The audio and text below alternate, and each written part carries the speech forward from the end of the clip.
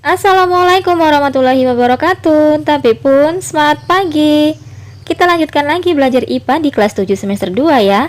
Kali ini kita akan belajar materi sel sebagai unit struktural dan fungsional kehidupan.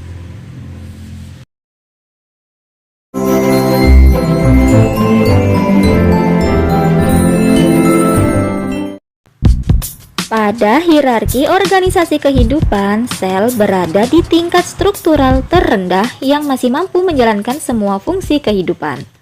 Sel mampu melakukan regulasi terhadap dirinya sendiri, memproses energi, tumbuh dan berkembang, tanggap terhadap lingkungan, serta melakukan reproduksi untuk melestarikan jenisnya.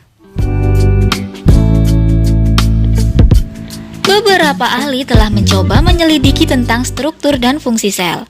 Kemudian muncullah beberapa teori tentang sel. Sejarah ditemukannya teori tentang sel diawali penemuan mikroskop oleh Anthony van Leeuwenhoek yang menjadi sarana untuk mempermudah melihat struktur sel. Berbagai penelitian para ahli biologi antara lain sebagai berikut. Yang pertama, Robert Hooke. Robert Hooke mencoba melihat struktur sel pada sayatan gabus di bawah mikroskop. Dari hasil pengamatannya diketahui terlihat rongga-rongga yang dibatasi oleh dinding tebal. Jika dilihat secara keseluruhan, strukturnya mirip sarang lebah. Satuan terkecil dari rongga tersebut dinamakan sel.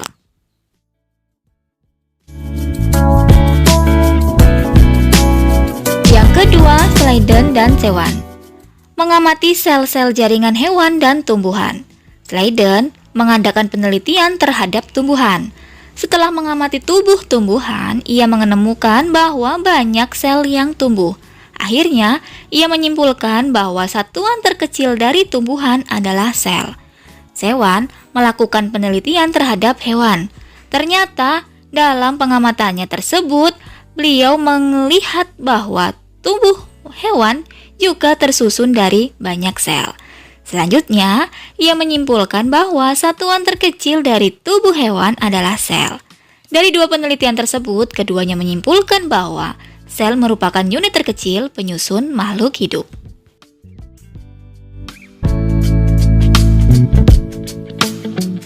Yang ketiga, Robert Brown. Mengamati struktur sel pada jaringan tanaman anggrek dan melihat benda kecil yang terapung-apung dalam sel, yang kemudian diberi nama inti sel atau nukleus. Berdasarkan analisisnya diketahui bahwa inti sel selalu terdapat dalam sel hidup dan kehadirannya itu sangat penting, yaitu untuk mengatur segala proses yang terjadi di dalam sel.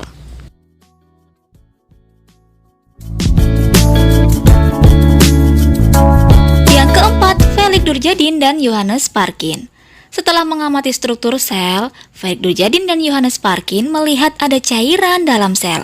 Kemudian cairan itu diberi nama protoplasma, yang saat ini dikenal dengan sitoplasma.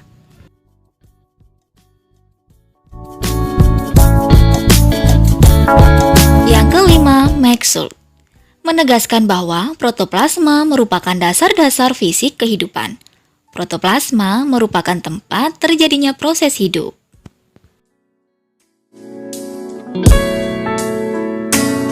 Dari pendapat beberapa ahli biologi tersebut, akhirnya melahirkan beberapa teori sel antara lain. Yang pertama, sel merupakan unit struktural makhluk hidup. Yang kedua, sel merupakan unit fungsional makhluk hidup. Yang ketiga, sel merupakan unit reproduksi makhluk hidup. Dan yang keempat, sel merupakan unit hereditas.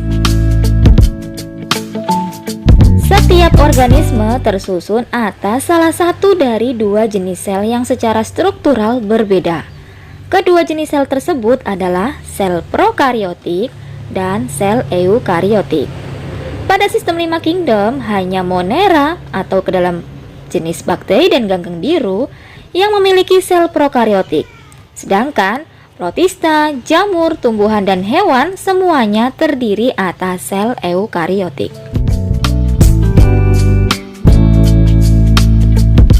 Sel prokariotik berasal dari bahasa Yunani, yaitu prokariot.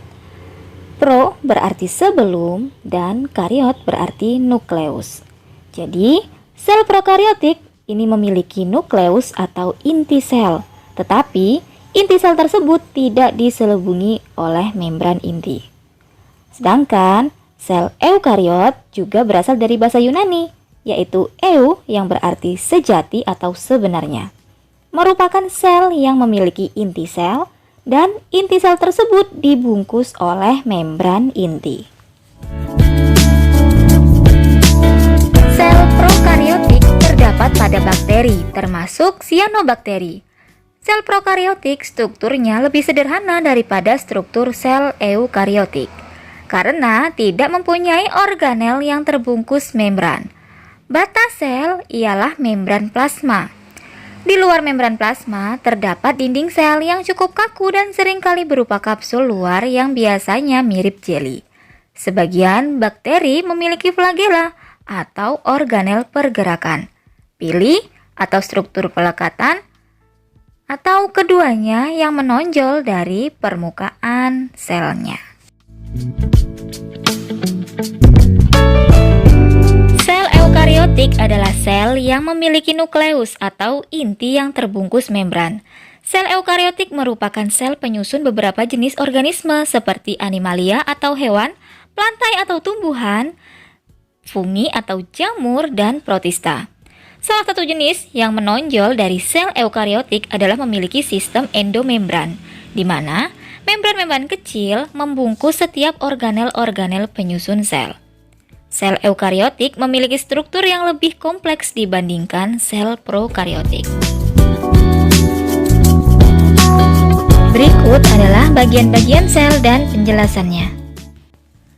Yang pertama, membran sel merupakan bagian terluar yang melapisi sel. Membran sel bertindak mengatur keluar masuknya zat sehingga juga berperan mengatur keseimbangan internal sel. Yang kedua, dinding sel merupakan bagian terluar yang melapisi sel tumbuhan. Dinding sel terbuat dari selulosa.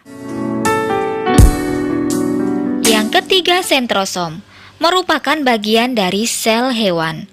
Sebuah sel hewan dapat mengandung satu atau dua sentrosom yang membantu dalam proses mitosis.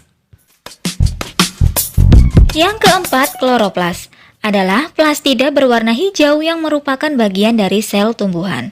Kloroplas membantu produksi makanan dengan bantuan cahaya matahari yang dikenal sebagai proses fotosintesis.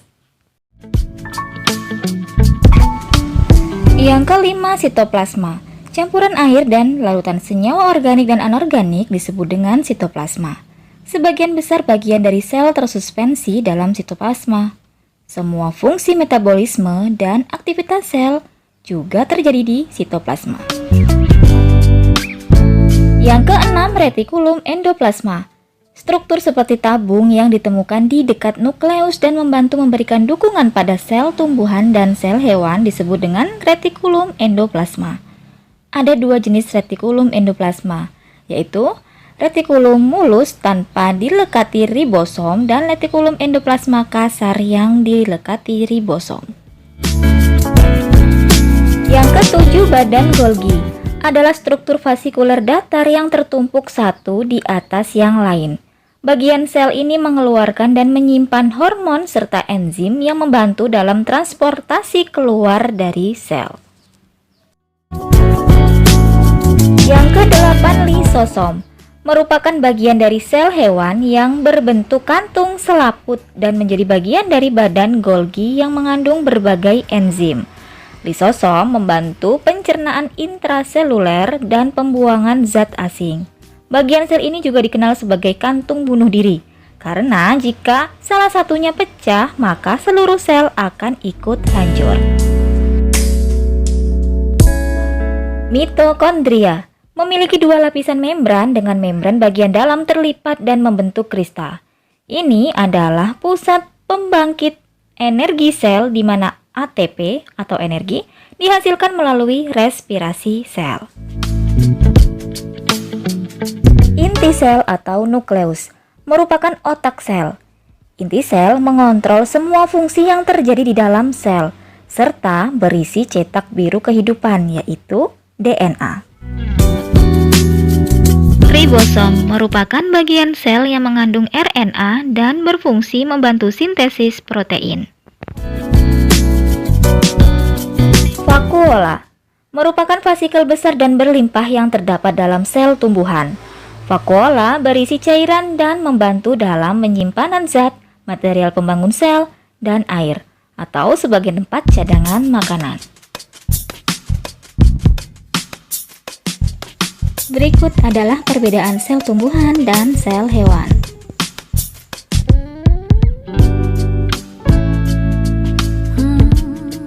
Cukup sekian materi kali ini. See you next time di materi selanjutnya. Semoga bermanfaat. Saya Rima. Assalamualaikum warahmatullahi wabarakatuh. Semoga sukses untuk kita semua dan jaga kesehatan. Terima kasih.